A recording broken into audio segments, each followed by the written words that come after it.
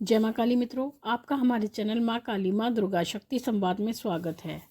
मित्रों, अगर आप हमारे चैनल पर नए हैं तो हमारे चैनल को सब्सक्राइब कीजिए, लाइक कीजिए, शेयर कीजिए, साथ ही नोटिफिकेशन बेल को भी प्रेस कीजिए जिससे हमारी आने वाली वीडियोस का नोटिफिकेशन आपको तुरंत मिल जाए। मित्रों, जैसा कि आप सभी जानते हैं कि आने वाले 16 नवंबर को काल भैरव जी का जन्म दिवस है, यानी इस दिन वो प्रकट हुए थे। और भगवान शिव का जो रौद्र स्वरूप है वो भैरव जी को कहा जाता है। तो भगवान शिव ही रौद्र स्वरूप में भैरव जी के रूप में प्रकट हुए थे। तो ये दिन अपने आप में बहुत ही महत्वपूर्ण है, बहुत ही विशेष दिन रहता है और जो पीड़ित व्यक्ति है उसके लिए तो बहुत ही महत्वपूर्ण दिन होता है। भगवान शिव को जितने भी भूत प्रेत होते हैं वो उनके अधिष्ठाता हैं, लेकिन भूत प्रेत में आप ये कह सकते हैं कि भूत, पिशाच, डाकनी, शाकनी जितनी भी शक्तियां हैं उन सब के जो अधिष्ठाता हैं वो भगवान शिव हैं। लेकिन ये जो शक्तियां होती हैं ये सभी भगवान शिव के गण होते हैं और इन गणों के अधिनायक श्री भैरव जी महाराज होते हैं। तो इस कारण से जो व्यक्ति इन बाधाओं से पीड़ित होता है उनके लिए ये दिन बहुत ही विशेष होता है। भैरव अष्टमी पे, भैरव अष्टमी मार्गशीर्ष महीने में कृष्ण पक्ष की अष्टमी को आती है। तो इस दिन भैरव जी का जन्म दिवस मनाया जाता है। अगर आपके जीवन में शत्रु से संबंधित कोई बाधा होती है तो शत्रु नाश के लिए भी इस दिन पूजा की जाती है। अगर किसी की जन्म कुंडली में या जन्म कुंडली में आपका जो अष्टम भाव होता है जो कि हमारी आयु से संबंधित होता है, अगर उसमें हमारी अकाल मृत्यु का कोई योग होता है तो उसके लिए भी भैरव जी की उपासना की जाती है। भैरव जी को वीरभद्र के रूप में भी मनाया जाता है। जिनकी कुंडली में शनि राहु किसी स्थान पर बैठा हो, किसी भी स्थान पर, वहाँ पर प्रेत दोष कहलाता है। तो इस दिन अगर आप भैरव जी की उपासना साधना करते हैं तो आप इस दोष से मुक्त हो जाते हैं। तो इसलिए भी ये दिन अपने आप में बहुत ही महत्वपूर्ण होता है। भैरव अष्टमी के दिन भगवान शिव और पार्वती जी की पूजा की जाती है। आप चाहें तो इस दिन भगवान शिव और पार्वती जी की कथा भी सुन सकते हैं, कथा का वर्णन कर सकते हैं, किसी को सुना भी सकते हैं। तो ये भी अपने आप में बहुत ही महत्वपूर्ण होता है। भैरव अष्टमी को भैरव जी को सूरा का भोग दिया जाता है। सूरा यानी शराब का भोग दिया जाता है और शराब का भोग भैरव जी को वही लोग दे सकते हैं जो तामसिक लोग होते हैं, जो तामसिक पूजा करते हैं। लेकिन जो सात्विक पूजा करते हैं, सात्विक मार्ग से भगवान को मनाते हैं या सभी देवी देवताओं को सात्विक रूप से लेके चलते हैं, तो वो भैरव जी को सूरा का भोग ना दें, फिर वो अन्य वस्तुओं का भोग दें। भैरव जी के लिए सरसों के तेल का दीपक लगाया जाता है और चौमुखा दीपक लगाया जाता है। इस दिन आप कोई बड़ा दीपक, जो कि बड़ा दीपक होता है, मिट्टी का दीपक होता है, इस दिन आप चौमुखा दीपक किसी चौराहे पर भी भैरव जी के नाम से जला सकते हैं, तिराहे पर भी जला सकते हैं। जो लोग शमशानी पूजा करते हैं, शमशान भैरव की पूजा करते हैं, वो लोग शमशान में जा कर के चौमुखा दीपक लगा सकते हैं। भैरव जी को बेल पत्रों की माला आप अर्पण कर सकते हैं।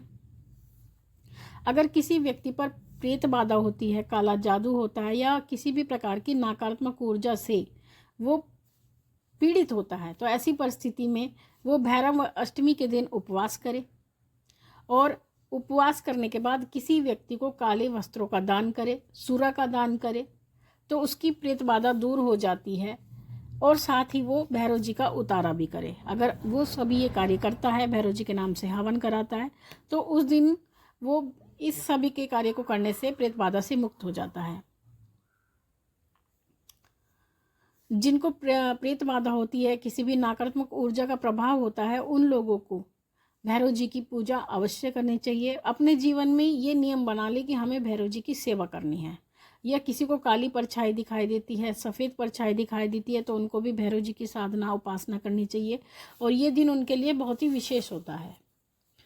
और काल भैरव की और बटुक भैरव जी की, जो लोग बटुक भैरव जी की उपासना करते हैं, बटुक भैरव जी अब भैरव जी का बाल स्वरूप है और इनकी सात्विक रूप से पूजा की जाती है। तो बटुक भैरव जी की और काल भैरव जी की उत्पत्ति एक ही दिन मानी जाती है। तो भैरव अष्टमी को काल भैरव जी का भी जन्मदिन होता है और बटुक भैरव जी का। तो इस दिन आप जो भी व्यक्ति मानने वाले हैं, भैरव जी को मानने वाले हैं, बटुक भैरव के स्वरूप में मानते हैं तो वो उनकी आराधना करें, काल भैरव स्वरूप में मानते हैं तो काल भैरव की आराधना करें। और इस दिन आपको क्या विशेष भैरव जी को भोग लगाना है, वो है आप उनको उड़द की दाल के पकोड़े लगा सकते हैं, इमरती का भोग उनको लगा सकते हैं, उड़द की दाल के भल्ले आप उनको लगा सकते हैं, बूंदी के लड्डू आप उनको भोग में लगा सकते हैं, गुड़ के मीठे पुए आप उनको भोग में लगा सकते हैं, खीर का भोग आप उनको लगा सकते हैं। लेकिन खीर का भोग जब भी लगाएं ध्यान रखें खीर ठंडी हो। और आटे की लपसी का आप भोग उनको लगा सकते हैं, बेसन के लड्डू का आप भोग उनको लगा सकते हैं। तो ये सभी भोग उस दिन आप लगा सकते हैं। आप अपनी सामर्थ्य के हिसाब से भोग लगाएं। इस दिन आप अगर आप उनको कुछ अर्पण करना चाहते हैं, यानी कुछ चढ़ाना चाहते हैं, तो उसमें आप जनेऊ भैरव जी को चढ़ा सकते हैं, इत्र चढ़ा सकते हैं, सिंदूर भैरव जी को आप आराम से चढ़ा सकते हैं। जो लोग तामसिक हैं वो मदिरा सूरा चढ़ा सकते हैं और सूराभिषेक करा सकते हैं। नारियल आप भैरव जी को चढ़ा सकते हैं और साथ ही सरसों के तेल का दीपक यानी चौमुखा दीपक आप भैरव जी के लिए लगाएं। साथ में 1.25 मीटर काला कपड़ा आप वस्त्र के रूप में भैरव जी को अर्पण कर सकते हैं। अगर हम पुष्प की बात करें तो आप गुलाब का पुष्प और चमेली का पुष्प भैरव जी को अर्पण करें। साथ ही भैरव जी को चमेली का इत्र अति प्रिय है तो आप चमेली का इत्र भी भैरव जी के लिए अर्पण कर सकते हैं। और सबसे बड़ी बात, जो लोग झंडा चढ़ाना चाहते हैं भैरव जी के लिए, आप काले रंग का झंडा उनके मंदिर पर लगवा सकते हैं। और जैसे जैसे ध्वजा फहरती है वैसे वैसे ही हमारे जो पाप होते हैं, जो भी कोई हमसे गलत काम होता है जाने अनजाने में, तो ध्वजा लगाने से उन सभी का नाश होता है। तो आप ध्वजा भी भैरव जी के मंदिर में लगा सकते हैं। साथ ही इस दिन आपको किस चीज़ का पाठ करना है, देखिए आप चाहें तो इस दिन भैरव चालीसा का पाठ करें। आप कोई अनुष्ठान भी कर सकते हैं, 11, 21 जितने चालीसा आप करना चाहें उसका अनुष्ठान भी आप कर सकते हैं। अपने आप में एक सिद्ध दिन होता है, ये अपने आप में एक विशेष महत्व रखता है। तो आप किसी मंत्र की साधना भी कर सकते हैं। अगर आप कोई मंत्र सिद्ध करना चाहते हैं तो उस मंत्र की साधना भी कर सकते हैं। अगर आप गुरु दीक्षा लेना चाहते हैं किसी भी मंत्र की या भैरव जी की मंत्र की, तो गुरु दीक्षा भी ले सकते हैं। साथ में आप भैरव कवच का पाठ कर सकते हैं, भैरव चालीसा का पाठ कर सकते हैं, भैरव जी की 108 नाम का आप पाठ कर सकते हैं और भैरवाष्टक का आप पाठ कर सकते हैं। तो आप इन सभी चीज़ों का पाठ कर सकते हैं। अगर आपके पास नहीं है तो आप नेट से भी डाउनलोड कर सकते हैं। तो इस प्रकार से आप इस दिन विशेष पूजा करें। लेकिन जो लोग माँ काली को मानते हैं, तो माँ काली कभी भी अकेली नहीं चलती है, आप सभी जानते हैं।